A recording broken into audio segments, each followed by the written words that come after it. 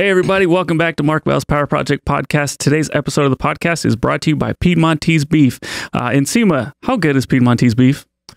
Dude, first thing, aren't you tired of like just steak tasting like just absolute crap? Well, the awesome thing is I haven't had like crappy steak because all I eat is Piedmontese now. Because once you go Piedmontese, you really can't go back. Hey, no, that's real talk though, because the other day I went to a buddy's house and he had some Costco steak, which I used to think was pretty damn good.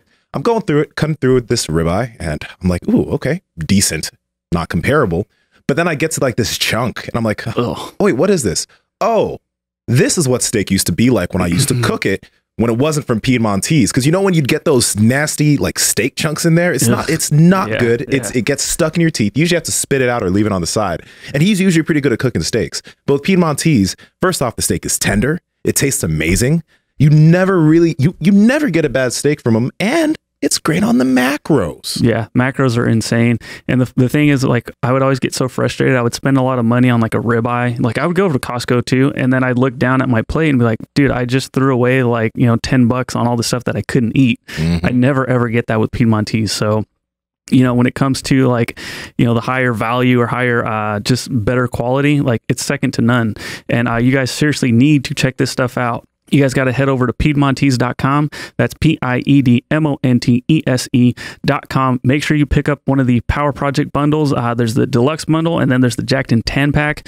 Either one of those, you're not going to be upset. Again, that's Piedmontese.com. At checkout, enter promo code Power Project for 25% off your order. And if your order is $99 or more, you get free 2-day shipping. Today on the podcast, we got Bo Jackson. When are we going to get Bo? I don't know. And Andrew, when are we on? We are on now. We're on now? Now. Okay, you know what? Let's do it. I already had one of these mind bullet potions. Don't do it. Don't do it? I don't know. Don't do the whole thing? What's going to happen? Is it going to do the whole thing? I'm really curious just to see what happens. Well, I had one too. So if we're going to, if you're going to go, then I'm going to go out with you. We'll go out with a bang. Here we go. Okay, I'm going to drink the whole thing, not half. All right, hold on. Let me get a shake. When you said half, I'm like, well, there's no point in even saying you're going to do half. Yeah. It's like eating half a Snickers. Like, you're not going to eat half. Yeah. I think we have to cheers, right? Yep. So, guys, this is going to be Mind Bullet Potion number 2. Here's what's going to happen. I'm going to turn black, and he's going to turn white. Poof. Maybe. Or I might turn Mexican like Andrew. Maybe you'll get lucky. That's salted caramel. Let's see what happens. That made a cool noise. It did. Yeah, it was pretty good. I don't know how I did that, but it happened. What? Okay. Whew. So I think one of those is like the equivalent of what? 8 mind bullets? We're gonna die. We just took mind bullet straight to the face. We did 2 mind bullet potions Back to back. Dun, dun, dun. We got some people that on the website that order a lot, and they order frequently. We're like, what's going on with this guy? Yeah, like if you do the math, like every day they would have to have X amount. Those people are just winning. Maybe they're reselling or something. Maybe they're just super happy. Or they're super happy. Just go around being all empathetic towards everybody all the time. Not bad. So what's going on, fellas? What's happening? Get any training in today, either one of you guys? Or you guys being fat? I didn't get to go to jiu-jitsu today. He looks fatter, doesn't he? I was going to say something. We walked in. Sac County came in yesterday. Damn. Oh, did they? Yeah. Okay. No, actually, I can talk about it. It was kind of funny. Like the little car came up. The little car? Yeah, it wasn't a cop car. It was a little car. And Cassie was like, everyone to the back. So we all run to the back, and then the guy comes in, and he's like, yeah, I'm just drilling on my own. No, that's great. Sure he is. But Cassio, only an immigrant would know. Just tell everybody, get to the back now. Yeah, he knew exactly what to do. He's been in that position many times. Recognized game. Let me do the talking. I've been through this many times. Oh man! But yeah, that was funny. It was funny. That's so That's good. Awesome. Yeah, no training for me today. Had a long night last night. So no, not it was. I'll tell you guys off air. But yeah, some complications. I'll say. And then, yeah. So I just figured I'm like, I'm going to bed late. I'm not gonna push it. Don't you hate that when you're just like, screw it, I'm already really screwed, and you're like, I'm just gonna even be more screwed, not even bother really trying to even get any sleep, and then you get like 90 minutes of sleep, and it couldn't be any worse. Yeah, well, that's like the worst feeling ever. What it came down to was yesterday I didn't get or last night I didn't get, the night before, damn it, whatever day it was, I didn't get very good sleep. And then yesterday I kept sneezing, and I'm like, oh man, I feel kind of like, bleh, I feel out of it. Like, hope I'm not getting sick. And then so I'm like, I'm not going to follow that up with another night of little sleep with like training in the morning. Like, I'm just like, nope. And I calculated like, shit, I'm going to get like 5 hours of sleep. Like, this is not good. So yeah, I know we talk all the time about the importance of sleep, and everyone kind of hates the conversation because everybody knows they could do a better job and they get their phone out of the room and all this stuff. But like, you want to just see how impactful sleep is. Just miss one night of it. Oh yeah, yeah. True.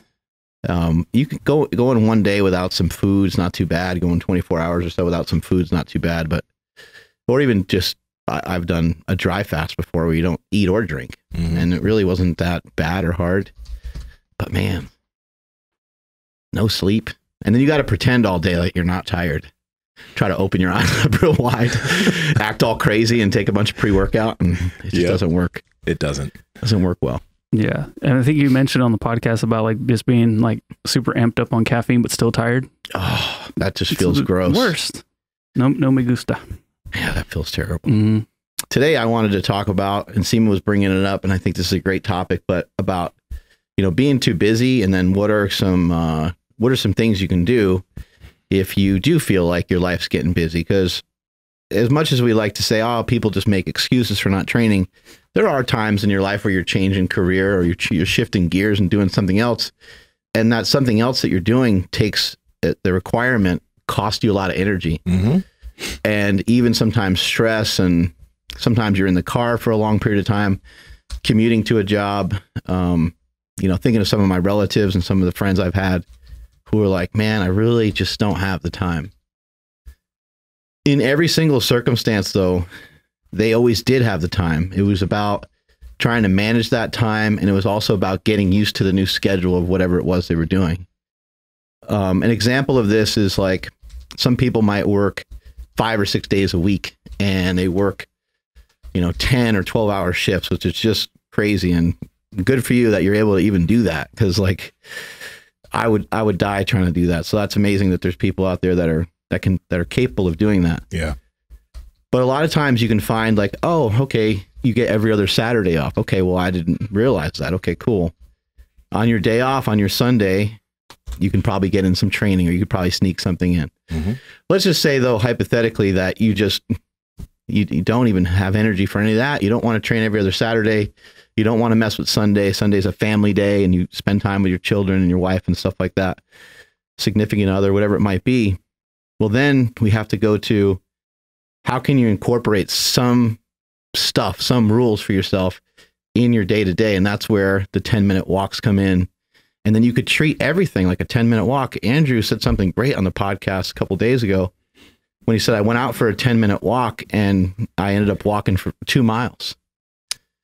2 miles is, I think a mile takes about 15, depending on how far you go. 15 minutes or so. So you're probably gone for at least 45 minutes walking that far, right? Yeah, absolutely. Yeah. It took, with a little pit stop, about like 2 hours, but with walking with a pregnant lady, we're going to take our time, make sure we do every step. And there's no, we don't want to step on a crack. We don't want to break anyone's back. Right. So we have to be careful, but it's about 2 hours. I thought the cracks were lava. No, the floor. The floor is lava. Oh, the whole floor. The whole floor. That changes everything. I've been doing it wrong the whole time. So sidewalks are okay, but you got to watch out for the cracks. I'm getting really high.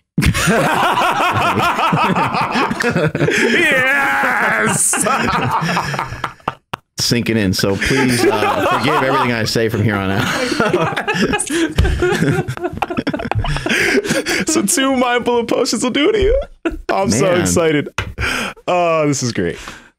Okay. All right, being busy. What you got? So like, actually, I've been doing this recently too.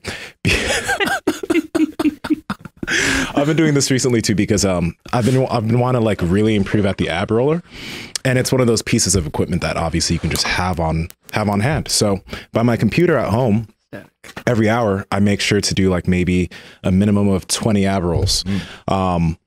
Or I'll do it like every 10 minutes, maybe I'll do 10 or something like that. But just like, you know, lowering your barrier to entry in terms of working out, you don't have to get in an hour workout every single day of the week. You could, if you don't have an ab roller, you could make sure that every hour at my desk, every half hour, I'll do 10 air squats. Right. Or I'll do 10 lunges. And this is something you could do in a cubicle, right? You don't need to have a lot of space. Just stand up, do 10 squats, sit down. Makes it really easy. And when you lower that barrier to entry, when you build that habit, something like what happened to Andrew will happen to you. You might say, I'm only going to do 10 squats every half hour, but you'll end up doing 20 or 30. And then it'll be something that'll compound over the whole day. So let's say you're working an 8-hour day and every half hour you do just say 10 squats, doing 20 squats every hour. That's 160 squats while you're at work, right? So it's just lowering the barrier, because you'll end up beating that anyway. And this isn't you having to go to the gym and work out for an hour and a half. This is you just doing something small consistently throughout your day. That's simple, right? What do we do with our feelings? You know, like if we're like, let's say that we've been doing this for 3-4 days in a row, and now we're like, I don't really feel like doing that. What do you do in that situation? Do you not feel like doing it sometimes, the ab roller, or do you maybe don't let that be a factor and you just start going? Just like you lower the barrier. So when you don't feel like doing something, it's usually because potentially you set too high of a goal or it was too difficult. So for the longest time, let's kind of take it out of working out. But for the longest time, I was convincing myself not to meditate, because I had this goal of trying to meditate for 20 minutes. That shit's hard, right?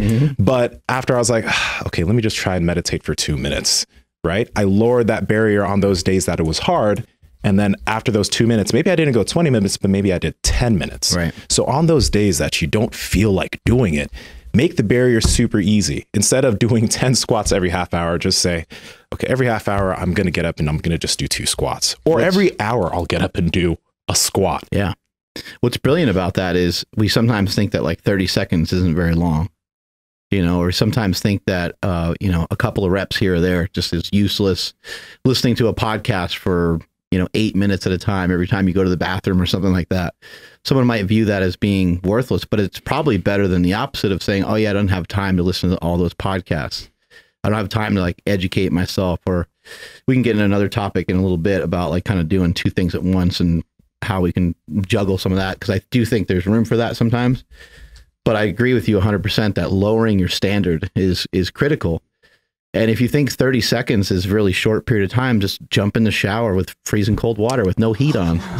30 seconds is like 4 hours, right? I mean, it's, or even just, holding your breath after you run a little bit or something for 30 seconds. I mean, that oxygen debt, like you learn that 30 seconds can be valuable. So doing these things and just trying to, whatever way you can do it. Let's say you're at work and you are like, man, I don't know, man, I'm in work clothes. And it's like, first of all, it might be weird, but is there somebody else at work that is tired of having the same body they had last year? There's a bunch of people there that are that way, I'm sure.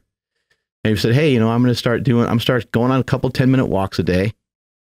Randomly, you might see me hit a squat and you might see me do some push-ups. You want to join in, and maybe you don't want to do 20, or maybe you don't want to do 50 because you're worried that you're going to get all sweaty and feel gross. Do 5 at a time, or whatever the number is. 5 push-ups, 5 squats, back to work. 5 push-ups, 5 squats, back to work. Our point here is that there's always an option. And I think that in 2021, you're going to hear people talk a lot more about these options and people kind of doing these quick hitter workouts, especially today's schedule is so weird. A lot of people, like, it seems like they have more downtime, but they also have a lot more anxiety. Oh yeah. And like more pressure. And it's just, I don't know, we're just in a really weird spot.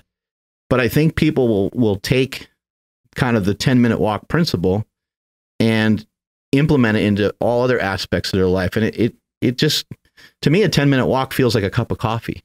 If I'm kind of tired, but it feels different because it's like it's a more natty type thing. It's not just revving you up when you're tired. It does something to your body, gets circulation going, and makes you feel good. On that note, though, of like, you know, having somebody join you. That a few years ago when my mom was working at Caltrans in the building, she wanted to start walking more. I think she's on like the 4th or 5th floor or something. So she made it, she made it a habit of every lunch period, she would go and she would walk around the building a few times. And some of her female coworkers are like, oh, I want to do that with you, Ubong. You look like you're getting in better shape. So these women started like just be like it was one woman, then it turned into 2 women, and then it was just like 3 of them just walking around their work building during their lunch period and going back up. Probably really looking forward to it. Yeah, right. Yeah, right. So like it's, even though you may think that you're doing something weird, more often than not, there are other people that want to do the same thing that you're doing, but they're a little bit too scared. And if you're the first person to start that there, people will follow suit. It starts to become part of the culture. Andrew, I know you're typing some stuff over there, but like just on a total guess, how many 10-minute walks do you see here a day?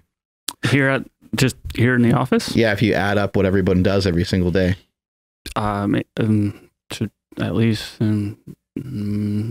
probably close to like 15. Yeah. 15 miles of walking from Slingshot, you know? Just from our little crew here. I see Smokey out there twice every day minimum. I see Jess out there twice a day. I see you out there about twice a day. I'm out there at least twice a day.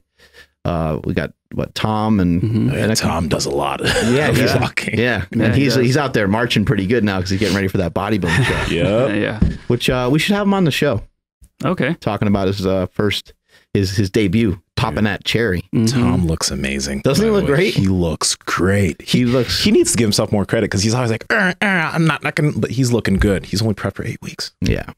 You're always going to say that, right? You're always going to be like, You're always going to find something. But yeah, no, he looks fantastic. Kind of like someone who like plays an instrument or something and they do it and they're like, I haven't played in a long time. And you're like, they just jam out. And you're like, dude, you just totally rocked that. That was actually really good. Yeah, he looks great, but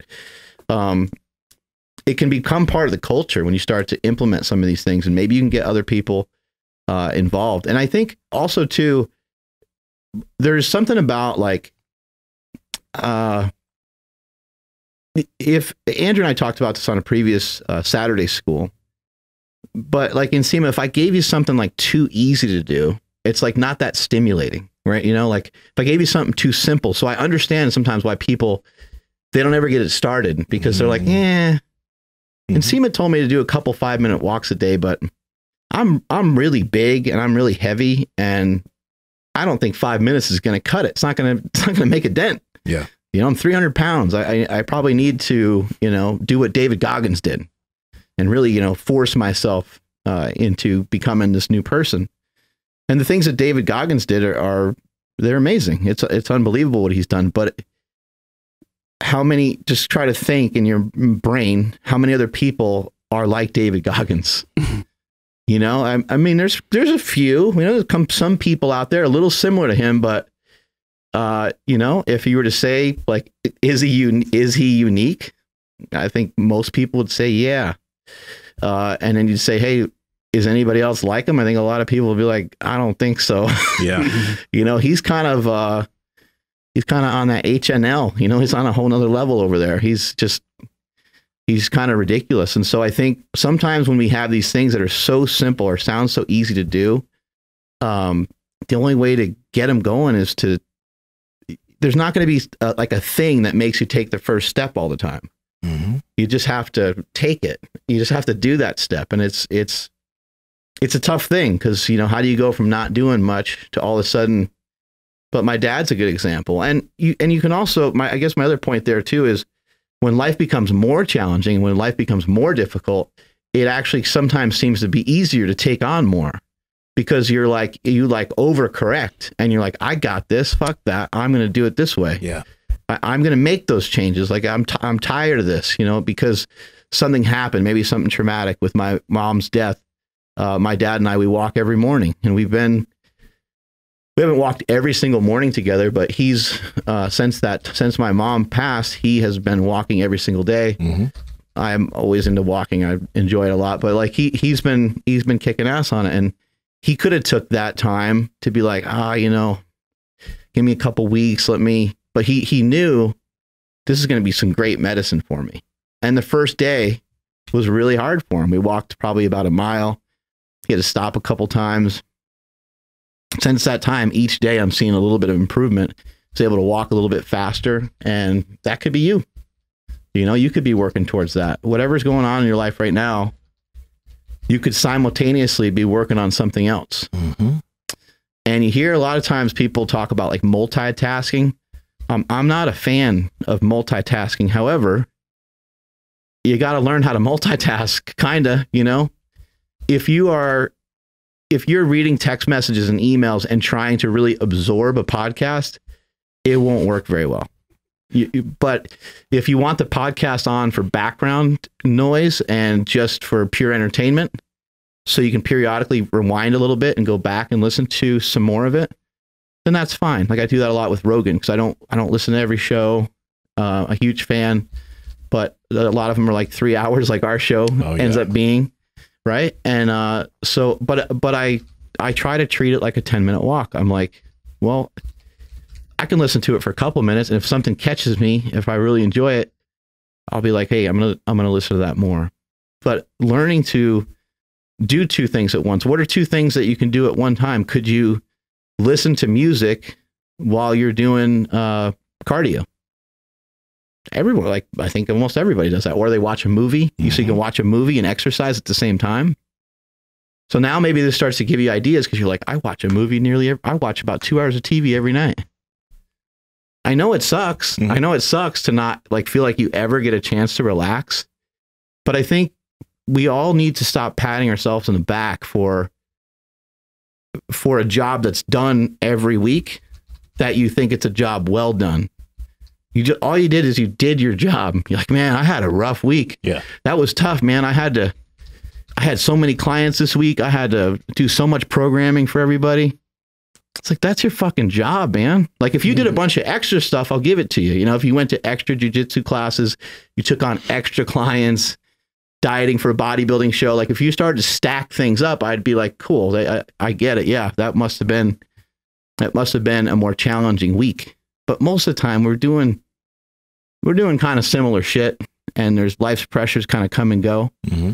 But don't think that you get to reward yourself with cheesecake, because it's not a reward. As Mark Sisson points out, it's punishment.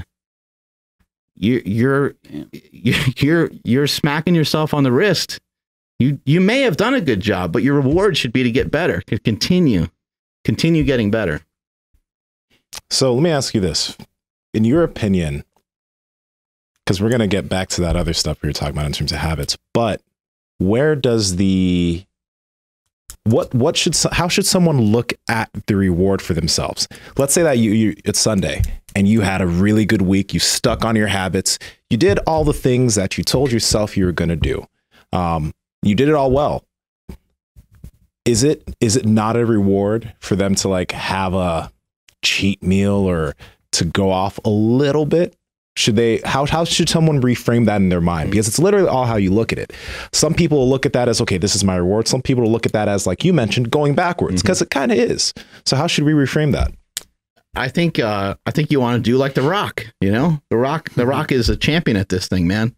You ever see the stack of pancakes that he had in front of him? Or he posts about those cookies and those donuts, and he has like what he calls a cheat day. But if you're paying attention to what he does and how he does it, he's putting in a lot of effort to change his body. And you look at him, I don't know, he's probably 50, right? Is he? 6'5", 285 pounds. I mean, that even turns me on. That's a lot of man. It is. It's a lot of man. It's a lot of man. That is a big boy. They asked him, somebody asked him the other day what he weighs. He's like, I'm about 281 right now, but normally about 285. How? And I was just like, that's one jacked motherfucker. 48. Mm-hmm. Okay, he's 48 years old. He was, let's not forget what he was doing. He was a football player. He was, damn near a professional football player. Played for the Miami Hurricanes, played in Canada for a little bit. That didn't quite work out the way that he wanted to. And then he was a professional wrestler for a long time. And he was the best guy in the whole thing, and maybe one of the greatest of all time. Yeah. So it's not like he was just, wrestling, every other week or something. I mean, he was on the road, like, I think it's like 300 or something like that, or 280 days out of the year, something ridiculous. Jeez. You don't even get a chance to blink when you're doing that. So he had to rest and recover from all that stuff. Now he's 48. and he keeps getting in better and better shape all the time. With the cheat meal thing, I noticed from him, the cheat meal thing is like a celebration, and it's something that he gets real excited about, and it's fun. But I'm guessing, I've never had a conversation with him about this or anything, but I'm guessing that he views that cheat meal as being highly beneficial to him, not just for his mind and not just for the opportunity to be gluttonous for a little while. I think he recognizes it as, not only did you do a good job and do the shit that you're supposed to do, but you went a little bit above and beyond, and you actually kind of, because you went so hard, you actually kind of dipped into the red a little bit, and you should give yourself a little bit more energy. And that's kind of the reward. Yeah. And maybe some alcohol. Some Terramana tequila. Right. But you have to, like, when it comes to some of that stuff, that's kind of a entertainment thing. That's a long game type of mindset. Mm-hmm. That's not like a cheat meal and then you fall, like, he's not falling off for the whole weekend. I mean, I'm sure he's had his times where he has, but you got to keep in mind, like, he's dialed in, he's got a good coach, and he's being assisted and stuff like that. But I would just treat those cheat meals as part of the plan, because those cheat meals, I don't think, are random. I'm sure if he wanted to, he can randomly do stuff here and there because he has his body in such great shape and great condition. But I think that's, if you're going to even call it a cheat meal, I know some people are like, don't call it a cheat meal. I don't know if you have to go that far. But maybe if you're a heavier person and you've struggled for a long time, maybe it's not really a cheat meal. Maybe it's just part of the plan. Hey, you know, eat. How about even just thinking about it this way? Just, I don't know, eat an extra 1,000 calories for that day. Yeah. Not too harmful for that day. That's it. Mm-hmm. You know, and you do that 3-4 times a month. I don't see a lot of harm in that. Yeah. It should be just part of the plan. It makes you're right. It's not going backwards. It's helping you to rejuvenate for the next week and continue to move forward. So it's a great idea. It helped me a ton in my bodybuilding show. You know, when and it wasn't always like a real gluttonous, like flat out, like pig out type thing. Mm-hmm. A lot of times it was, you know, eat your normal meals throughout the day. And then it was just like, hey, like have a dessert, you know? And I was like, you know, Hani was helping me, and I was like, what do you mean, like, dessert? Like, should I get something special or diet? Yeah. He's like, no. He's like, have a dessert, you know, like go after it, you know? And I'm like, you know, you just keep asking questions because you think everything matters because you're like losing your mind a little bit too. And he's like, dude, it just doesn't, you know, he's like, just go for it, you know? Because he plus any good coach, and you know this for coaching so many people over the years, any good coach knows that the little bit you give somebody, they're going to take that thing a mile. They're not going to do it in the other direction. When you say, hey, do a set of 10, they're not going to do a set of 20. But when you say, hey, yeah, you can have 2 scoops of ice cream and some cake, they're like, hey, who's looking? And their scoops, how big are those scoops? Each scoop represents 1 bowl. But every coach accounts for that too. Yeah.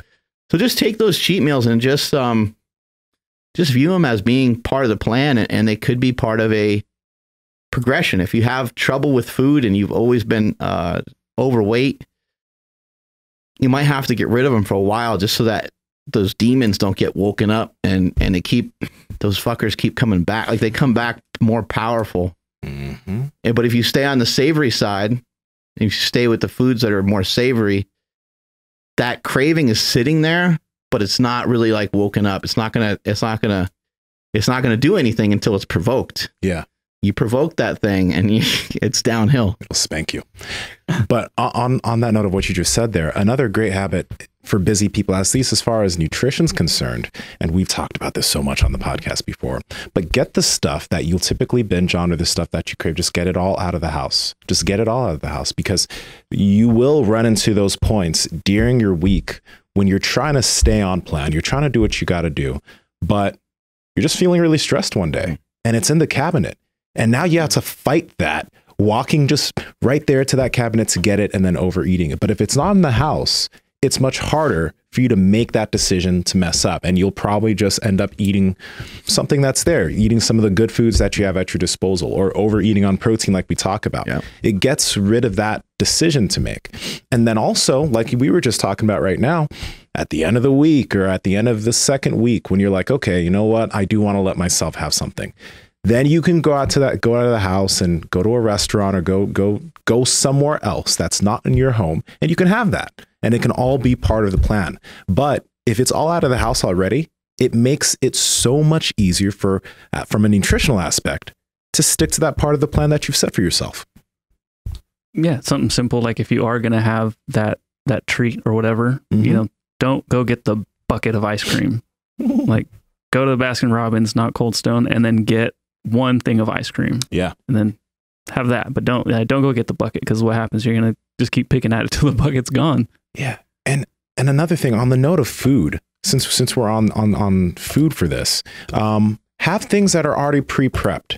Like I've mentioned, I love those boiled eggs from Costco. I love putting some hot sauce on that thing. Makes a huge difference. Oh my God. Yeah. You don't have to try and cook all this food. That's one barrier for people. They're like, I don't have time to cook. Right. If it's already there for you, you can just put it on the bowl and eat. I would say make the thing that you're trying to develop a habit with so simple that you can't refuse it. You know, just make it just make it like it's kind of, it just sounds like a joke. Yeah. You know, you're like, hey, you know, you're on your way home from work or something, and you bought some prepared meals, or you have hard-boiled eggs or whatever it is, like that's a quick, easily accessible, doesn't take a lot of time to cook type of thing.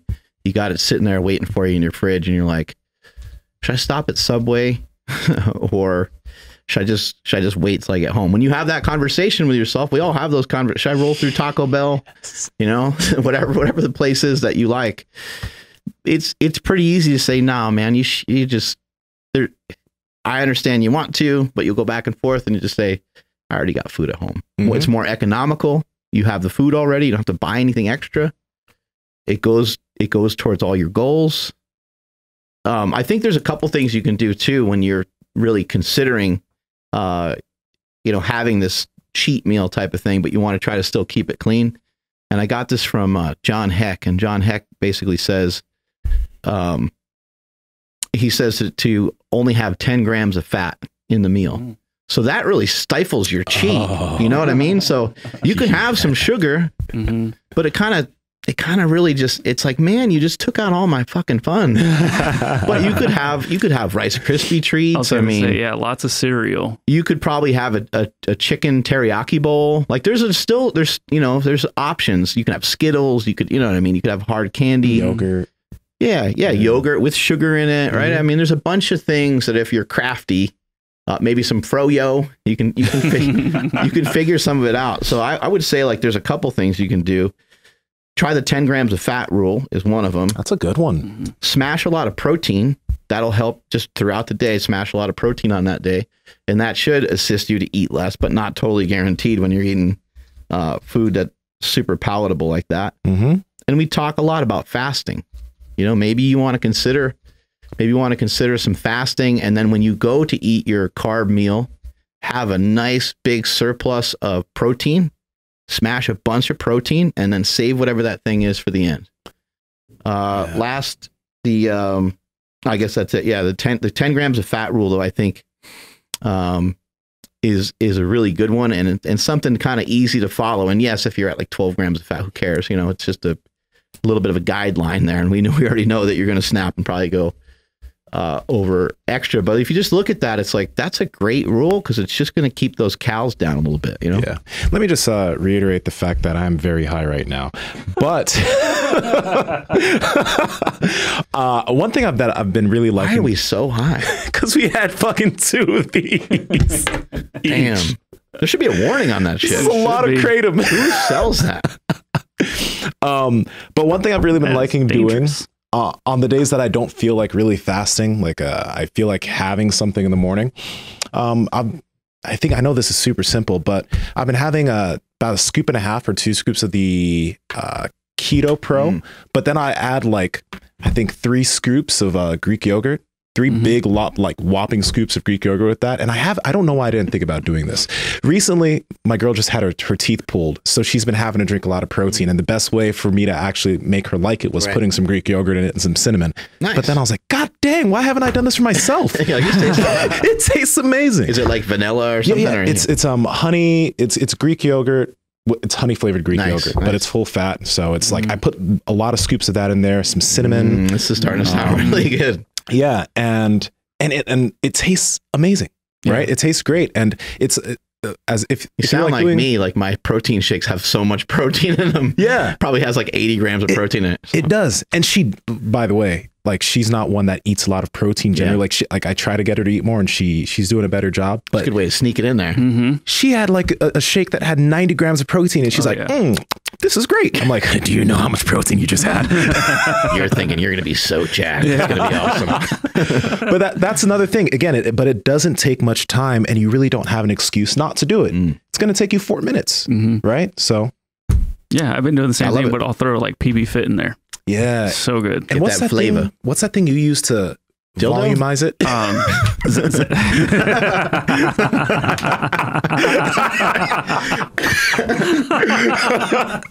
was good. Bing. Oh my God, xanthan gum. Ooh, xanthan gum. Yes, xanthan gum. Yeah. Spelled with an X, right? Yeah. I always pronounce it wrong. It's xanthan with an N. I think you're doing pretty good. But I pronounce it xanthan, like anthem, like national anthem, but it's xanthan. Okay. Yeah. Cool. Yeah, try that with PB Fit. It's really good. I'll even use that as like a high protein peanut butter. PB Fit's a powder, right? But like if you mix in with like, just a smaller amount of Greek yogurt and you just make it like a thicker consistency, use that as peanut butter. So have that with whatever celery. I mean, people eat it like that. It's pretty good. I don't think it's that great because I just don't really like the weird texture of celery because it gets all in my teeth. Yeah. But like if I'll make a peanut butter and jelly sandwich, I will just use it with that. There we It's go. really good. Yeah. Like 25 grams of protein because I will throw powder in there too. Nice. Yeah. Okay. And Nsima, what's something that kept you on track with something new that you started? Like, let's say, for example, jujitsu. I remember in the beginning you were saying like it hurt, like, and you're a big dude, you're strong, you're super athletic. So if it hurt you, I mean, it must be tough, painful. Yeah. Were you like, hey man, I better take 3 or 4 days off because like that was really hard? How did you have a conversation with yourself to like keep going? So with that, I think it kind of goes back to what we were talking about with like our barrier to entry. One of the things like with jujitsu was that I would try to keep sparring even when I was just like dead tired and I didn't have the endurance at the time to continue sparring. That was good or bad? That in the beginning wasn't the greatest because like I clearly didn't have the endurance and I wasn't even really building because the next day I'd be way too beat up to want to go back. So I would kind of look at what I was doing on the mat and be like, okay, well, I know I feel beat up when I try to do all 6 sparring sessions. So let me just try to do 3 of them today. And then the next day when I tried to go to jujitsu, I felt better the next morning. I felt recovered. And then I could make myself go the next day without having to feel like, I'm way too beat up and making excuses for myself. So it all goes back to make a deal with yourself just to make the barrier of entry easier. Because over time, I was like, okay, I can do that 4th round of sparring. Right. Okay, I can do that 5th round of sparring. Okay, I can do this on back-to-back days. Right. And you just adapt and you get better. And even your want to do that gets much better too. And I mean, I know I mentioned it in this episode. I see. Yeah, you wanted to do it more. Like you wanted to do it initially, but then there was a little bit of a breaking point where you got a little bit better and got a little bit better condition. And you were like, this is great. I'm heading the right direction. Okay, stop being a puss and just start to go for it. Yeah. And I feel like, you use the great example of somebody who, let's say they're really overweight and they don't think that walking is going to do them much good. But when you make that barrier small, when you just start doing for a few minutes each day, you're going to see yourself getting better. And when you see yourself progressing at something, it builds your confidence to want to do more of it. Oh man. And what a like grand slam it is when someone's like, hey man, like you're getting a lot better, dude. Like, and they're real serious and you can tell they're authentic. It just makes you feel like you're on top of the world. Makes you feel so good. Yeah. Yeah. It's great. It's great. So, I mean, I think all of that is just to give yourself, what's the word I'm looking for? The idea I'm looking for here. Momentum. Give yourself some momentum, but give yourself a chance to actually improve. Because if you never started at all, you won't. So like in football, when they have a new quarterback in, let's say it's a Super Bowl and Mahomes is that his name? Patrick Mahomes. It sounded weird when I said it for some reason. Because you're baked. That's true. I'm half baked. Patrick Mahomes, when he let's say he gets hurt and they need to put in a backup quarterback. Well, the backup quarterback he's a professional too. Like, he knows a lot of what to do. And I mentioned this on other podcasts and stuff, but usually the guy will just turn around and hand the ball off. Let's give it to somebody else. They'll let him like be on the field for a few minutes. They might throw a screen pass, which is just a short pass that's 3 yards to the running back, and it's not a big deal. They might throw some slants or really easy connect stuff, or just like whatever the guy is the best at. If it's a running quarterback, they might have him on the move, and they might have him moving around a lot, so he can build confidence. Whatever that thing is that he can get a little bit of that momentum going with. But the point here is that he's not getting into the game and doing some really complicated play. They want him to get a feel for it and be comfortable. And then what do some of these guys do? They get in there, they complete 2-3 passes, and then they start getting fired up and they start feeling really good. And now they're throwing, bombs left and right, and they start to take over. And then a couple weeks later, somebody figures them out and they're done. But, you see it happen a lot. The backup quarterback comes in and the coach is smart, taking his time with it. And you see this in so many other areas. You get in a ring with somebody and you're boxing somebody and you're like, holy shit, this guy is way stronger than I thought. He's way stronger than me. That shit hurt when he hit me. And now what are you going to do? You're going to start to do things that you think are simple enough so you can be effective. Yeah. You're going to probably throw a lot of punches. You're not going to throw a lot of heavy punches, because you realize that's not a good idea because the guy's more powerful. So you're going to throw jabs and you're going to throw feints and you're going to move your head and you're like, hey, let me just kind of like see if I can buy some time so I can like figure this dude out. I'm sure you do a lot of that in jiu-jitsu. Dude, what you're saying there, especially when you start jiu-jitsu and you're in your first years of progressing, the thing is not even figuring out how you can tap your opponent, but it's just like, God damn, what do I need to do to be able to survive and not get tapped multiple times in a round? So you just learn how to do things so you don't get choked or you don't get armbarred. You learn how to defend first, and then as you get better, you then learn how to attack. Like, then you start actually like, oh wow, now I can go on the offense here and I can tap my opponent. And it all goes back to what we were talking about before. As you get better, you gain more confidence and you actually want to do more things to improve. It's exciting. What happens when you go for a risky move and you're not really ready to do it? You're laughing already. Yeah. Yeah. You get messed up. Yeah. You get real messed up. So you got to all this stuff. It unfortunately, it always takes time. I listen to James Clear a lot. I don't know if you guys are familiar with him. Atomic Habits. Yeah. Yeah. And based off of some of his quotes, I kind of came up with this one. So it's halfway stolen and halfway mine. I love it. Motivation will not make you start. The start will make you motivated. Yep. So I think that we always think that we need to be like motivated to go do something. But if you actually just go do something, then you'll be motivated. Yeah. And that's what happens with the 10-minute walk. And that's what happens with lifting. You just you're like, all right, well, man, I'm pretty beat up from the week. I did a lot of squatting, a lot of deadlifting. I did this, I did that. And the time right there isn't the time to celebrate anything. You haven't completed the week yet. You're on Sunday and you agreed that you would train every day that week or whatever it is. Just talk yourself into something simple. What's simple? Go in and do some triceps, Start out with some tricep push downs. There's nothing easier or more simple than that. Yeah. Maybe do some push-ups, right? But once you get in there and once you get going, it feels like you're gypping yourself or robbing yourself if you were just to do like one exercise and leave. Or even 2 exercise. Like, you're going to do more than that. You're not that much of a chump. You just didn't feel like going. That's okay. That happens to everybody. But once you get there, if you have this will to do at least a little bit of stuff, you'll want to do a lot of bit of stuff. Yeah, I like what you guys are saying, especially like talking about the momentum and stuff and like how it just compiles on itself. Yeah. But for somebody who's like not necessarily like, okay, I'm not doing jujitsu, I'm not going to go box somebody, I'm not even going to go to the gym to go lift. Can you explain what it's like when you just start doing like these 10-minute walks and then all of a sudden you get home and it's like, okay, I had a good day. Like I accomplished my 1 10-minute walk that I wanted to do today. Now when they see that box of like cookies or whatever, like, damn, maybe, you know what? Like, maybe I don't want that today, because they're already happy. Because normally that box is kind of what they turn to, because that's what they need to feel a little bit better. Right. But now it's like, oh shit, like I actually don't need that anymore. I'm not leaning on that.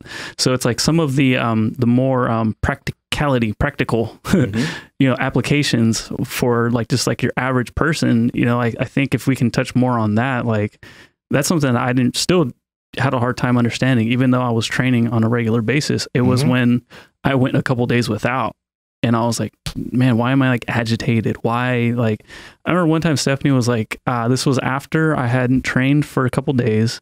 And then I had a really good training session. She's like, this is the first time you smiled all week. And I'm like, whoa, I didn't know it was that serious. And she's like, yeah. I'm like, oh shit. That's a comment you don't forget. You're like, no, it's just fucking, like, what's wrong with me? Melted a hole right in my brain. I was like, wow, like, okay. So I think that's something that people aren't going to understand. They're going to look at you guys and be like, what the fuck? Like, these guys, what are they going to know about my situation? But it's like, this is real, you know, like this is a thing that you can use to help propel you forward to not do some of these, not make some of these other bad decisions. Yeah. I think that's called, like, some people do this purposefully. Like, they'll make a schedule of like habits they have and they'll habit stack. I think it was in Atomic Habits that he talks about that. Like, for example, if you want to start, you know, meditating, make sure it's something you do like right after I brush my teeth, I will meditate. Then you have like a cue. You have a cue, exactly. But also that what you mentioned, Andrew, is I think it's a natural habit stack that happens when you start doing healthy things. So for example, when you go on the 10-minute walk and you come back home and you see that box, well, you just did something really good for yourself. And you probably did 15 or 20 minutes because you just felt like walking more. You came home, you felt great, and you're like, I feel good, but that box isn't going to make me feel better. I'll probably feel worse. So naturally you end up wanting to not partake and maybe do something else that's going to help you out. That's why all these small things will make you, will be so much more beneficial for you. Like the ab roller I have at my desk. After I do that, like, you know, after the half hour, if I do like 10 or 15 reps, I feel really good, even though I'm a little bit sore. And I want to be even more productive naturally because I'm feeling better. Right. I think you can kind of run through that logic too of how does this help? How does this hurt? You know, so sometimes the unhealthy food, I personally think helps a lot just because you're human and we grew up with those things and they're fun. And so occasionally someone's like, hey, let's meet up and have a beer or whatever it is that you're into. I think there's always room for that, but there's not room for it all the time. As we mentioned earlier, having some prepared meals or pre-cooked stuff can be really important. So something I do that's really simple is when I have dinner, I almost always cook a little extra. And I've never been a huge fan of leftovers. I'd rather have it fresh, 100%. I'd rather have everything, cooked, right then and there. But having that extra stuff when I come home from work or I have a day where just the shit hit the fan a bunch of different times, I'm like, I got a Piedmontese steak sitting in the fridge. It's already cooked up. It might only be a couple ounces because I might have eaten, most of what I had the night before.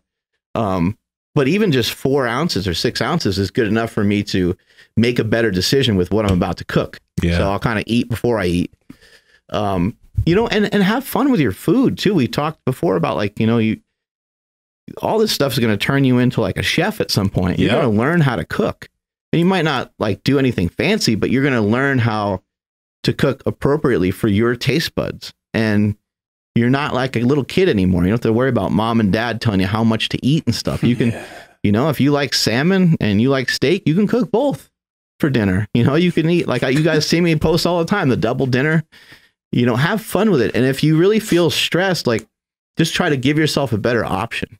Try to smash, a good amount of food and, kind of use those better options rather than, even sometimes like, I've done things like this where you eat like, I don't know, peanut butter and honey. Like this still has a lot of calories in it, right? It still has a lot of calories. It was not on my plan, but I'll just, eat, I'll just eat shit like that rather than, cause I'm not going to eat that much of it is the point. Bro, I'm floating so much right now. That's awesome. I legit feel like I'm floating.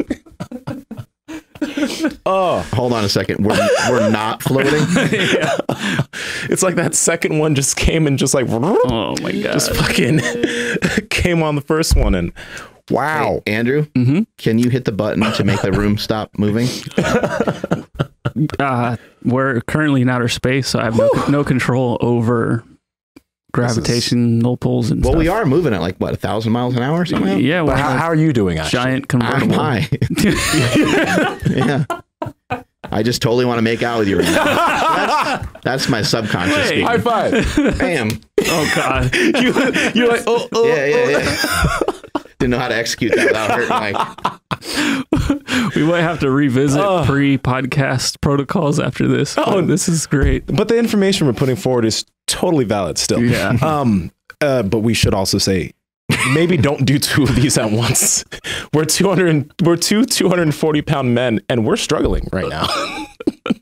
That's great. But it's fine. But back to the food deal.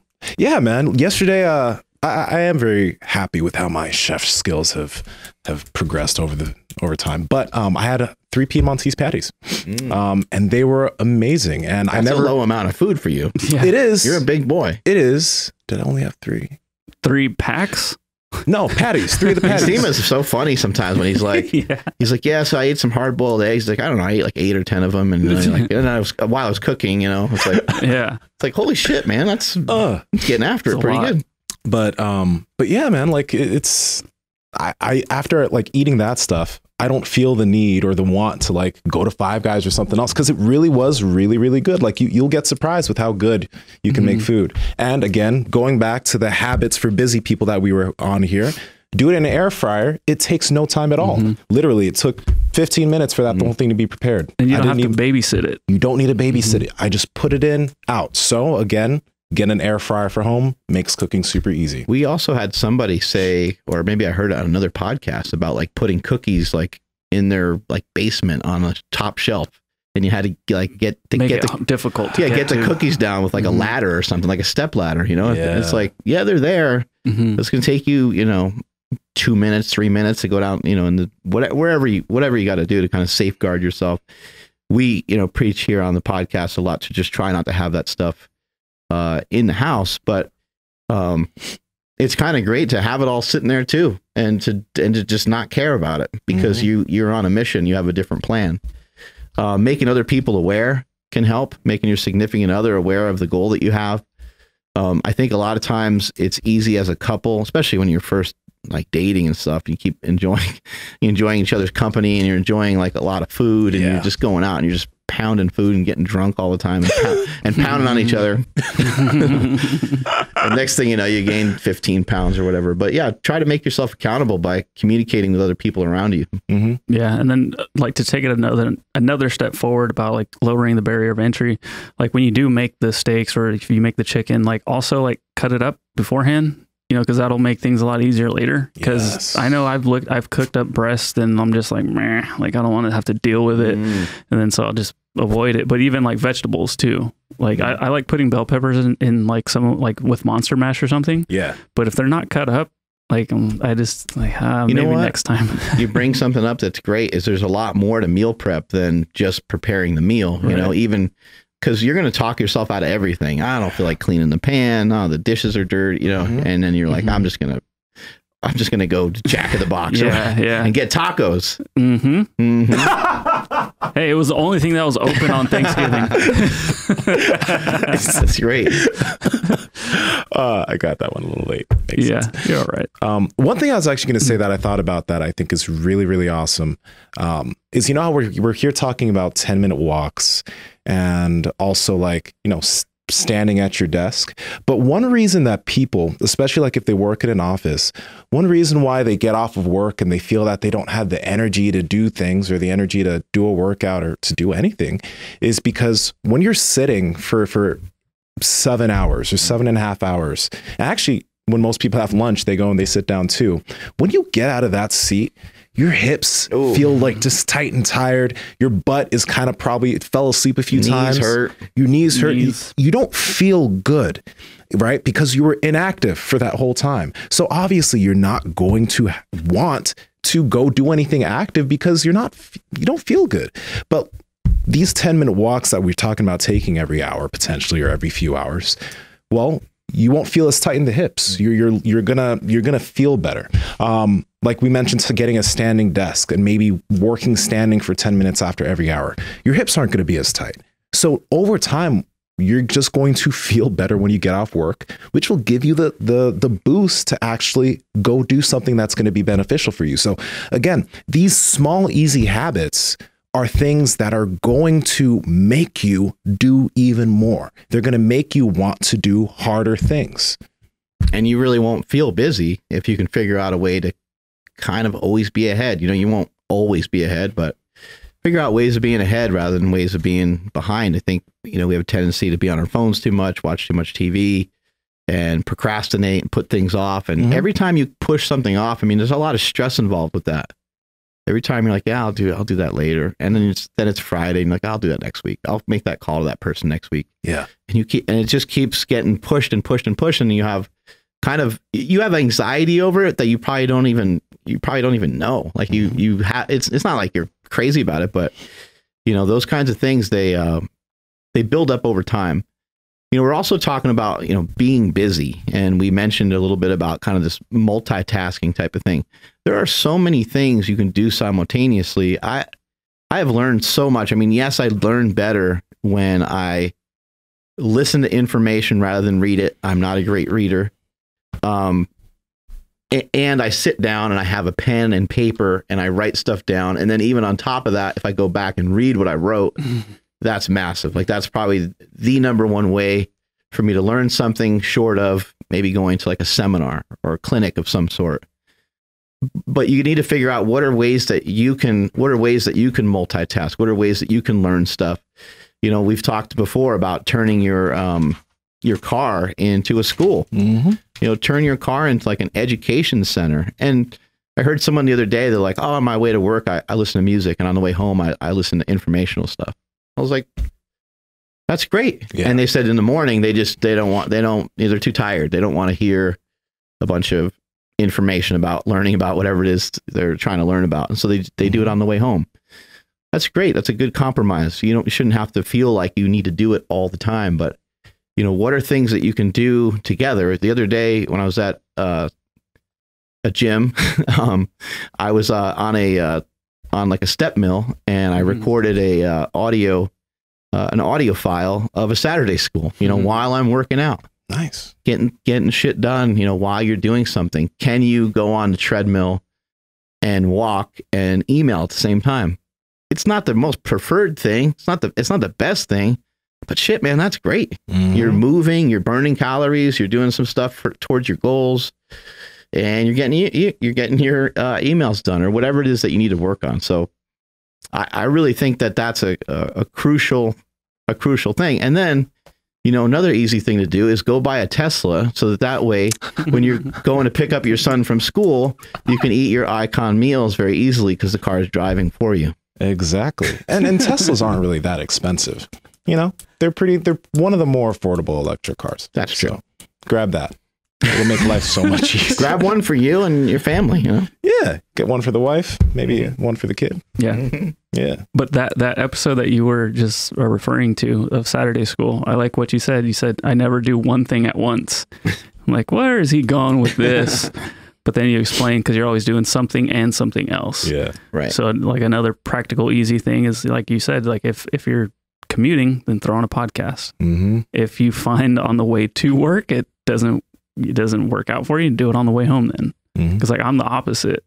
I have to listen to something informational or motivational as I'm coming to work, and then when I'm leaving, I've tried it and I'm just like, I'm you know, after a podcast or something, I'm like, I just want to listen to stuff about Call of Duty or something. Just not relax. If you were on Kratom. Well, I wouldn't need to be driving if I was on that much Kratom. I just fly home. Yeah, float, probably. Yeah, just magic carpet ride. But real quick, for those of you who are like, I can't, let's say, the standing desk thing we're talking about. I feel like that's one of the most useful things, just because sitting for such a long time is really, really like I'd feel like shit. Yeah. The time that we went to Ohio and we had to podcast and we were sitting for so long, I think I told you, I was like, now I know what people who work in, I've been prepping 16 years for this. Right? Yeah, remember we kept doing our 10-minute squats everywhere we'd go because we're dying. Like, I think that, number one, if you really are like, oh, I don't want to spend money on that. A lot of companies, you'd be surprised if you say, hey, can you guys put $100 worth towards a desk riser or something, a desk like this? They will put that forward because it's for work. And since a lot of people are also working from home, companies are doing that. I know a lot of people who their company got them a standing desk or a desk riser and didn't come out of their pocket. So really, that's one thing you should really try to do, because even for my desk at home, it makes such a big difference to how I feel having to sit at the computer for hours on end. Big difference. So yeah, and even just like getting outside, getting outside, getting that sun, like it makes you want to do more stuff. And you got to figure out, I think ultimately what we're talking about, what I keep kind of hearing, what keeps popping up is you have to work on, and it is a lot of work. You have to work on making yourself feel good. I mean, that's really all we're talking about. Because if you feel good, you're like, sure. Andrew, want to go on a walk, and he doesn't feel good, his knees jacked from squatting or something, you're going to be like, oh man, yeah, I'd love to, but I'm just going to chill, right? Yeah. And whatever ways you have to work on assisting yourself to feel good and to be in a good mood. And that's why we talk about Kratom so much, is it does help to get you in a good mood. I still utilize it every day. Right before the workout, take a little Kratom and have a great workout. Sometimes I just take it in the morning on a non-training day as well. But you have to work on, like, what are things that can make you feel good? You don't have to take Kratom to do that, but what are things that make you feel good? Could be music. Yeah. Sometimes you listen to some good music, gets you fired up. If you're walking or jogging or something, you're going to find yourself running a little bit harder. You're lifting and listening to some good music. I didn't realize Spotify does this thing where they have like a year in review. Oh yeah. Right. For 2020, they gave me, and my like top listened to song was like one of the songs that I always listen to right before jiu-jitsu. And I didn't realize that I've streamed that song, I think 900 and something times this year. Meathead Millionaire? Yeah, apparently, like, yeah, I didn't realize, but like that really gets me amped to want to go do that thing. So I think that honestly, even though it might seem like small to people, that is a really, really great tip. If there's a song that pumps you up or something, put that on. If you're not feeling like you want to do something, put it on. Yeah, I think nostalgia is really powerful. Oh, yeah. It really is. It's a really powerful thing. Maybe it's music that you liked when you were a kid, or it's going to kind of remind you of I don't know, maybe it reminds you of when you first started jiu-jitsu, or maybe it's a song that kind of, I don't even know. Do you guys listen to music? Oh, in jiu-jitsu, not our school. No, we don't have music on. No, but yeah, if it's something in the gym and it might remind you of the setting, like when I hear like Metallica and AC/DC and all that stuff, it reminds me of when I first started training. That's like all that was ever on, pretty much is just playing nonstop. Yeah, and looking at like all the old school super training videos. It's like it's the same music that we still listen to today. Oh yeah, yeah. And I ain't gonna be embarrassed or ashamed to say it. There's like, I think on The Rock's Instagram, he sometimes has like videos of him working out. Yo, sometimes like I'll watch something like that and I'll be like, I have to go to the gym right now.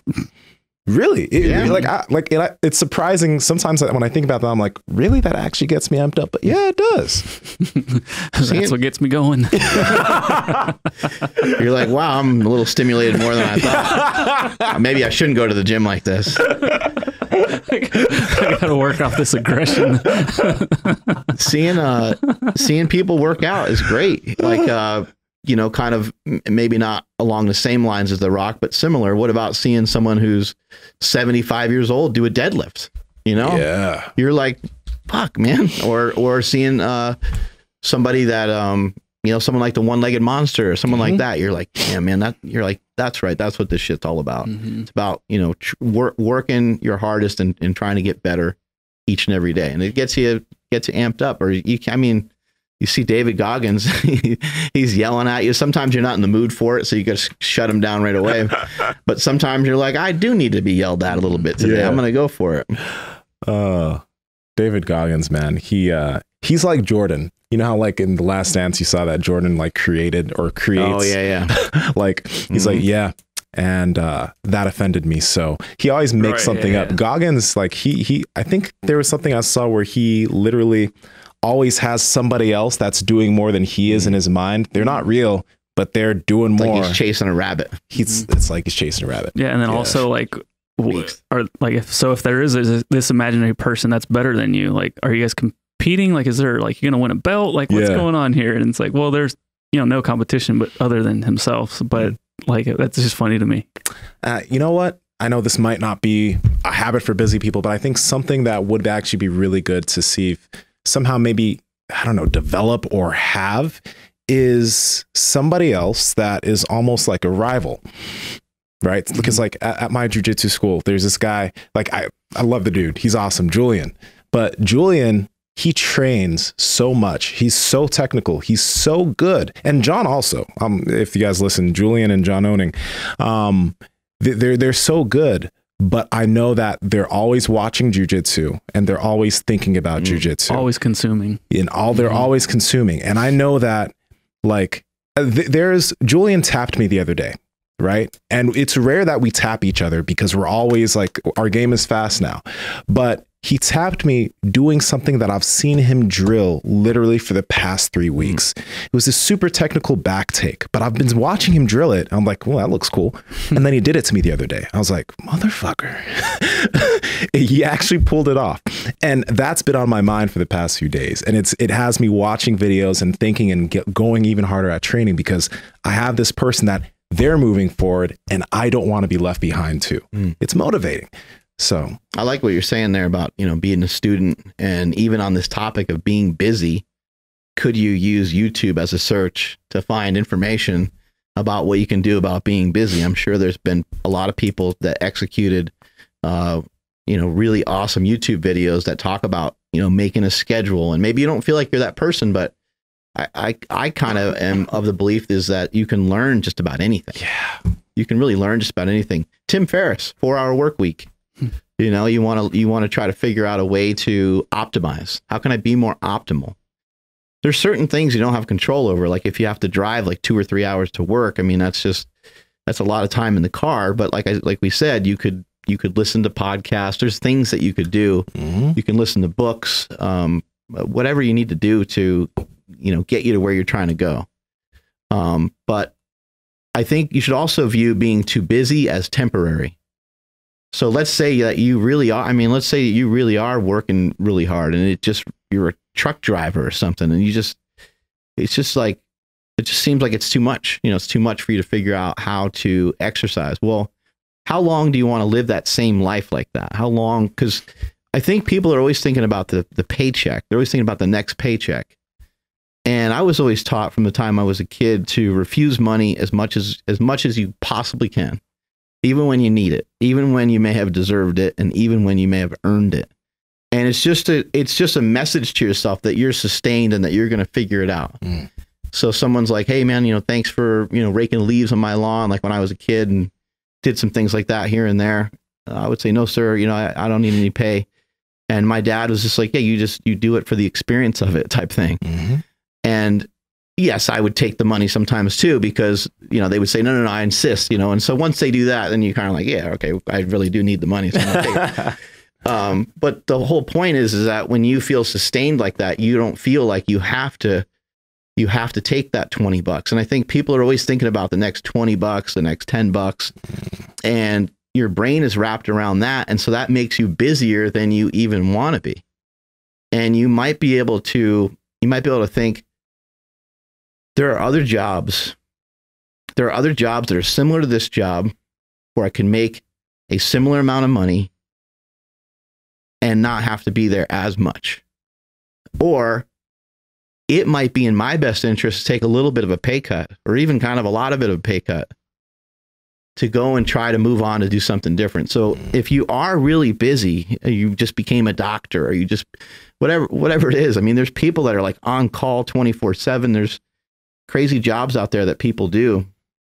Just kind of view it as being like, that's a temporary spot, but at some point you should invest in yourself rather than investing so much money or so much time into your job, because time is money. And the most important thing you can ever invest in, and the best thing to ever bet on, is yourself.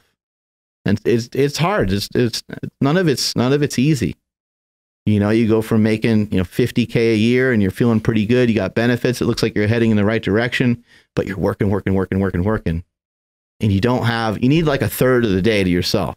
You need to figure that out somehow. You need some of that, not completely to yourself, but for yourself and for family members and friends and stuff like that. If that can't happen, and you feel stressed and you're not heading in the direction that you want from a personal standpoint, like with your own health and just your own development, then that's not great. And that should be temporary, and it should be viewed that way. Mm-hmm. What you just mentioned there, like I see that a lot with, you see that with everybody, but I've noticed it more personally with people that are making a lot of money. Like they're working a ton. They're working like 70, 80-hour weeks. And they're just like, they are scared of stopping that, even though it's negatively affecting their health. It's negatively affecting them mentally, but they're continuing to seek that out. But the one thing we got to think about here is the one thing that's going to dictate whether you actually have a good life is if you're healthy. Because it doesn't matter how much money you're making. If that's stopping you from taking care of yourself, from being a healthy individual, then you're living every day in pain and you're suffering, and it's not, it doesn't matter how much money you make, it won't make a difference for you personally, So I think that is something that a lot of people should think about. I think it kind of reminds me, I think might be Bill Burr, who talks about like the big jacked guy at the gym. And he's like, you ever see any of these guys in the gym? He's like, they look amazing. And you just want to go up to him and say, go home. You won, it's over with, and kind of same thing, so same could be said to us sometimes when we get too obsessed with our training, is maybe we're not all that leveled out. Maybe we're not, maybe we should work on getting some sort of, some kind of balance. Right. And we've talked about balance a bunch of times on the podcast. And I think it's totally fine to be off balance and off center even for a little while, but that should also be temporary. Yeah. You have to figure out, how do I get back to having some sort of balance? I can't spend 4 hours in the gym every day as much as I'd love to. Mm-hmm. Yeah. I've been trying to just remove the whole phrase like, oh, I'm busy, or I'm too busy for X, Y, and Z, like it's completely out of my vocabulary. Yeah. I don't know, maybe this will be a good question for you guys. Like, do you think it's like a healthy thing to kind of like make up this character that is busy and say like, that's my enemy? Now, like when I go home, like I want to be home, but like today I'm going to take work home with me, but I'm not going to be like busy, right? I'm not going to just be like, I can't, like I won't be doing like two things at once. Like I won't be like, oh, let's eat dinner while I work, but I'm going to get my work done so that way I can hang out with my family. So by making busy like the enemy, like I just want to slay this bitch right now so that way I can get to this. As opposed to me just being like, oh my God, I'm so busy. Like I'm not going to be able to go home and hang out with anybody. Yeah. Does that make sense? It does. Yeah. So like you're making the whole idea of busy. It's just like Jordan creating, a narrative. Yeah. No, I dig that. So like, should we strive to just never be busy if that's like a thing, if that's possible? Like meaning like work would like fall over into non-work hours. I think, there's certain terminology that's just so easy to use. Like saying that your work is hard, saying hard, hey, it's all about hard work. Well, whether the work is hard or not is an individual thing. If somebody has never done that work before, or they never challenge themselves in the way that you're talking about when you refer to work, then the work's going to be hard. But a lot of times I don't think work should necessarily be hard. It should just be work. Now that's just like a narrative that I made up just so I don't feel like I'm working more or working harder So I don't have a perception in my mind that everything I do is so challenging or everything I do is so difficult. Mm-hmm. But I still find time to lean into certain things that start to feel uncomfortable. Like, that's, this is starting to really hurt when I'm doing this exercise. But this hurt or this feeling that I have is for growth. This sucks to, have to do 25 reps of leg extensions or whatever it is. My legs are burning, but you change the conversation in your head about it being hard work. And you say, okay, well, this is a totally normal reaction. My quads are working. Every time I have a concentric contraction, it's pumping it with more blood. The eccentric is breaking down some of the muscle tissue. And this happens to everybody. Anybody who's ever become anything has worked for it. And then, so you're coming along saying this is really hard. I don't like that terminology, but it's easy to use. And so I'll still say it. I'll say, you got to work hard for that, because everyone knows what you're talking about. And when it comes to like trying, I'm working on, kind of eliminating that word too, but it's a very convenient word and you don't always mean it this exact same way. And so I think when we think about the word busy, it's great to say like, hey, I'm never busy. Like we had, Ron Penna, he sold Quest Nutrition for $1 billion. That guy, is one of the sharpest guys that we know, mentally, physically. I mean, he's strong. He's in good shape. His intelligence, his intellect is just, off the charts. We're very dreamy eyed about our boy, Ron Penna. It's Tony Stark. Yeah. And I mean, he's in the middle of like being able to diagnose cancer in ways that other people have never been able to figure out. I mean, this guy is sharp. And when we went to talk to him, and Nsima's like, hey, well, if you're busy or whatever came up in conversation, and he's like, I'm never busy. And I think that he took that mindset on of like, no, I have certain things that I do each day.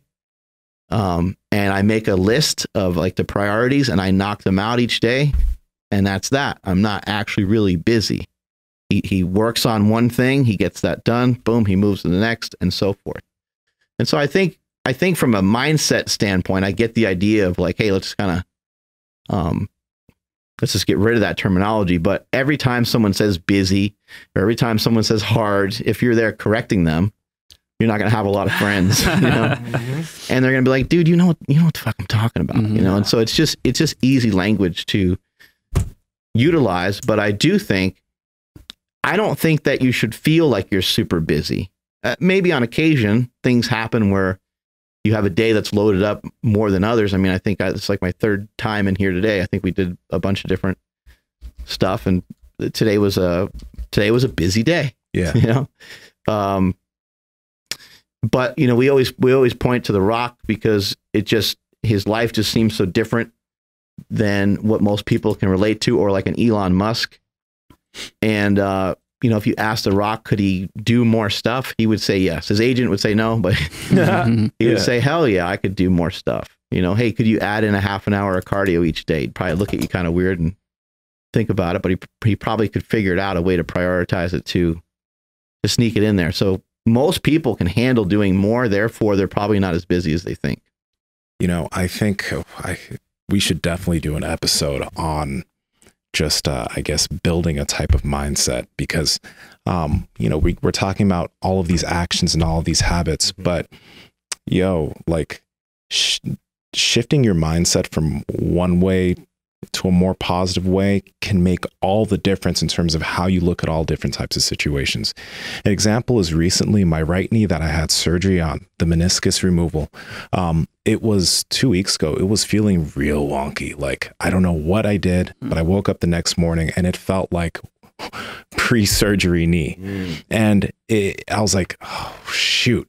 But immediately I just threw on a knee sleeve. I got a band, one of the red bands, and I started doing some stuff. And I was like, okay, we can work with this. We can figure something out here. I went to jujitsu that day and I literally just did everything I would usually do on my left foot. And I was like, okay, we can work this out. This is good.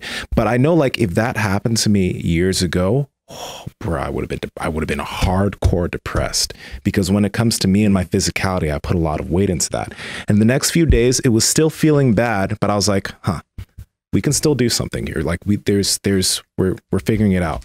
And then now it's pretty much close to normal. I don't know what the hell it was, because it felt scary, but immediately, instead of going into this really sad, depressed type of mindset, because of all these things that I've been doing through the years in terms of the way I think about bad situations, it happened. And I just immediately started going towards the solution for the problem. And that was a slow switch from what I would do in the past. So it's like that shift in mindset. We have to have an episode where we talk about ways to actually change the way you think about things, because that can make all the difference in so many things. It's crazy. It's a huge game changer for a lot of people. I think, they'll say that the mind has a plasticity to it, right? But it's also not like a rubber band. It doesn't change that much, and it changes really, really slow. It's something that needs to be molded over time, and it continuously is changing. From when you're really, really young, it's kind of almost similar to the way that we go out in life. Can't remember stuff, hard to talk, it's really weird the way the mind works. It reaches some sort of peak, probably from, I don't know, 25 to 50 or something, and then starts to kind of go backwards at some point. But, trying to wrap your mind around, hey, look, everything's just literally an interpretation. How do I interpret what's in front of me? How do what do I do with this? And it's so easy to be defeated right away. Yeah. Look at all the people that Tyson used to smash, they were defeated before they got to the ring. Now, I don't know if those guys were talented enough to do anything else other than what they did, but I'm sure they got themselves in a compromising position way easier and way worse because of what they talked themselves into before anything even happened. And they terrorized themselves in the weeks. I mean, imagine having that feeling the whole time, but imagine having like a more calculated approach where you're like, you know what? I know who I'm going against. I'm going against the guy with bad intentions, the baddest man on the planet, one of the roughest, toughest fighters anyone's ever seen. It's like, locking yourself in a cage with a lion. Yeah. And, I need to watch out. But imagine if you were like, more, thinking methodically, okay, well, he fights kind of more squared off, and I'm going to try these techniques. And he seems a little susceptible to jabs. He seems a little susceptible to very susceptible to uppercuts, and you start to kind of problem solve and start to say, okay, this guy has potential to tear me in half right now. But if I do the game plan, and if I do some of these things and I practice some of this stuff in training, I'm going to be more prepared for it. I've never seen anybody, punch him in the arms. I've never seen anybody tie him up a lot. Never seen anybody really frustrate him. I never seen anybody punch him continuously before he got shots off. He was always a counter puncher. And if you watch Buster Douglas, the way he picked him apart was insane.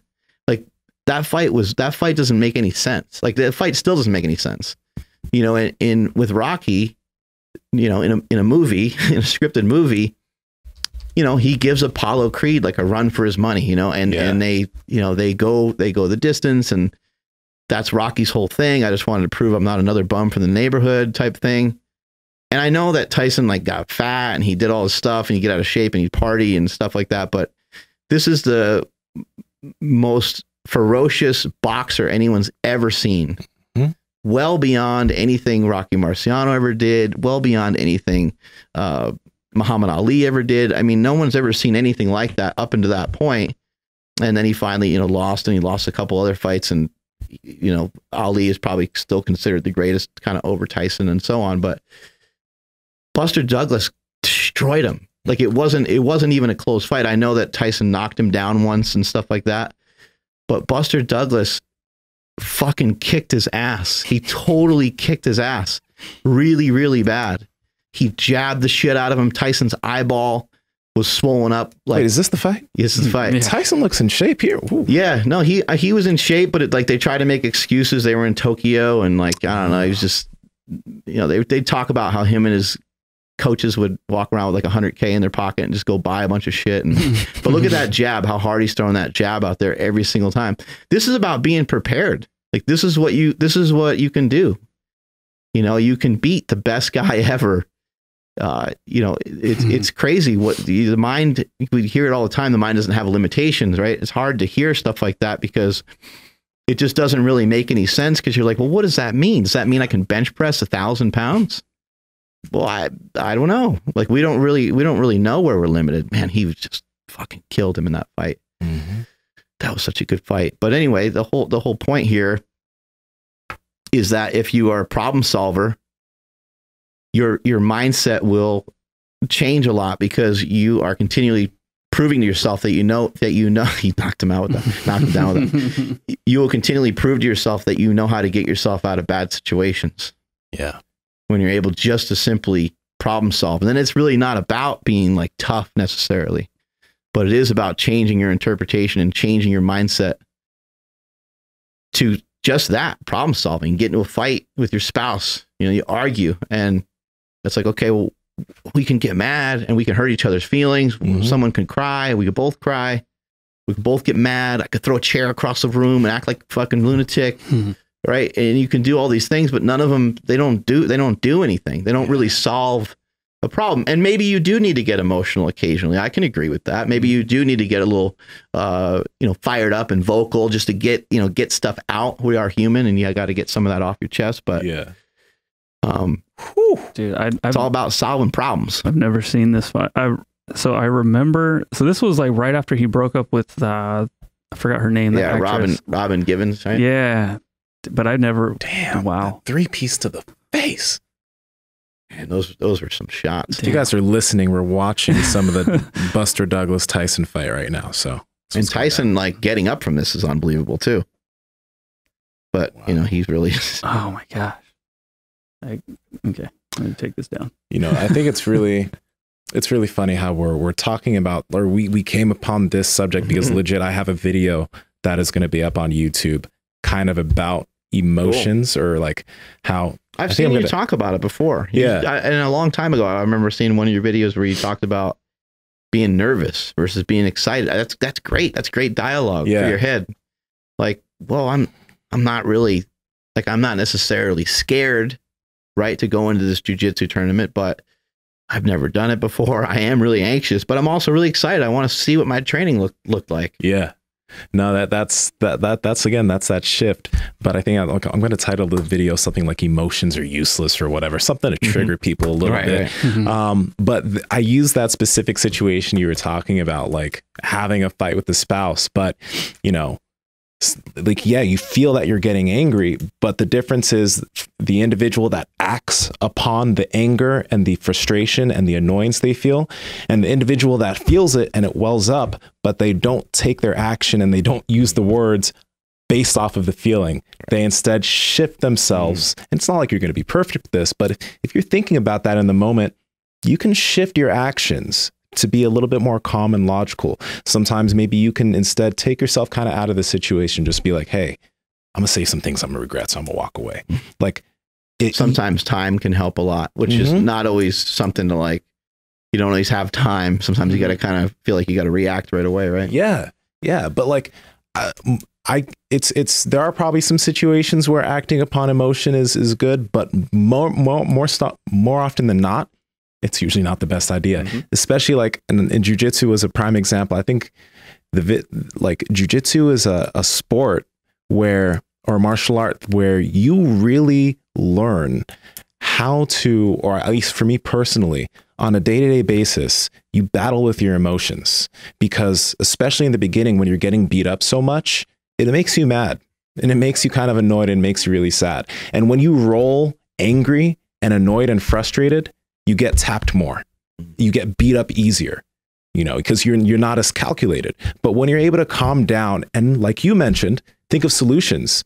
Okay, well, I can't beat this guy, but what can I do maybe to survive this next round? You're not doing that angry. You're thinking logically. You're calm. You're able to have answers for that. So I'm sure you have played pool or hit a golf ball before, right? Pool. You can't like will it to happen. You got to like know how to do it. Hitting a golf ball is a great example. You can get as pissed off as you want. It makes you way worse usually. Yep. Thing might even go backwards if you're lucky enough like me. But yeah, that the anger doesn't really assist. Sometimes you can be kind of frustrated about something or have kind of a burn. Somebody maybe said you're fat, or somebody maybe called you something or said something, and it kind of stuck, and you're like, okay, noted. I remember getting done with a powerlifting meet, and I did really well, and I was super pumped. And this guy kind of came up and he kind of hit me on the shoulder. He hit me pretty hard too, and I knew him. He was from like a local gym, so it wasn't a big. He just like was fucking with me kind of. And he's like, see you at nationals. And like, I just got done with the meet, so I didn't like kind of even know. And I was like, okay. I was like, yeah, all right. I didn't say anything. And then I kicked his ass when we when we met up at nationals. But it's those little things like that will kind of like pop up here and there. And I could have reacted to that like emotionally, but I was like, no, I'm going to use that in training because he is better than me. Like I know right now that his total is better than mine. Yeah. So I better figure out some shit in training. It's going to come down to deadlifting, and I had to concentrate on the deadlift because I knew I could do okay in the squat. We squatted about the same. I would absolutely kill him on the bench press, and then it would come down to trying to pull something out of my ass on the deadlift, and I was able to do it. Problem solving. Problem solving. Damn. This is a great cast. It wasn't bad, but we're really high. Yeah, still. What goes up must come down. That come down's going to be great. Great perspective, sir. Yes. Yes, yeah. I know. Andrew, take us on out of here. I will. Thank you, everybody, for checking out today's episode, especially everyone on the live stream that stuck with us. I know the connection got kind of weird for a second there. I know, but it came back, so we figured it out. Boom. Yeah, huge shout out and thank you to Piedmontese for sponsoring this episode. Use code PowerProject for 25% off and free shipping on $99 or more. Link in the description of YouTube, Facebook, and iTunes, or wherever else you're listening to this.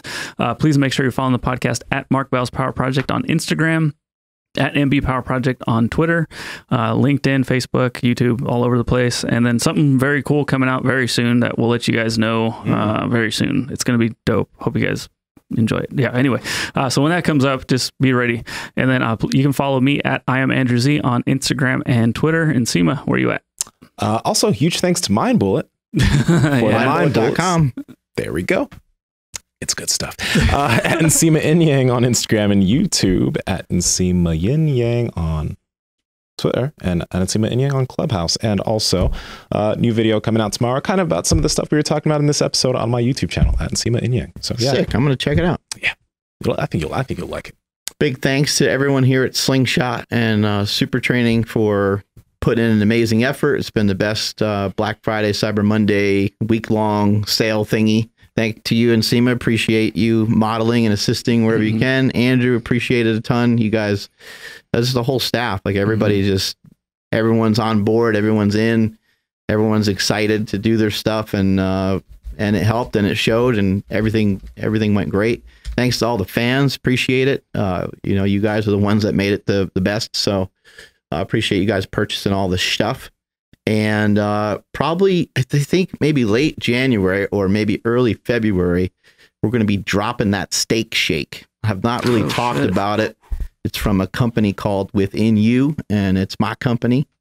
And here we go, throwing my hat into the supplement game. We're going to, just like always, we're going to disrupt things. We got stuff coming out here at Slingshot. I would apologize to, all of our opponents and rivals and stuff like that, but I'm not sorry for what's about to come next. But we got some shit coming that's going to just really slaughter everybody in the game. So thank you so much, all the fans, all the people that have been loyal, all the people that have been hanging in there with us through these 10 years or so, or however many years we've been doing it now. But that steak shake is going to be, it's a beef protein isolate. It's got whey, it's got collagen, it's got heart, it's got kidneys, it's got pancreas, it's got just a wide variety of yummy stuff in there. And it sounds like it tastes disgusting, and I know, and we'll have a lot of fun with commercials for it and stuff. Steak shake, you're like, man, that sounds a little rough. Like, I like steak, but in a shake, I don't know. But I'll promise you that it tastes good. We made a vanilla flavor that works. We made a chocolate flavor that works.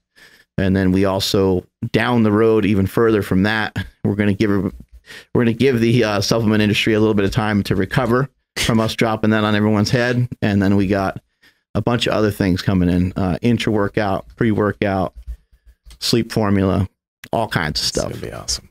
It's going to be awesome. I'm at Mark Smelly Bell. Strength is never weakness. Weakness is never strength. Catch y'all later.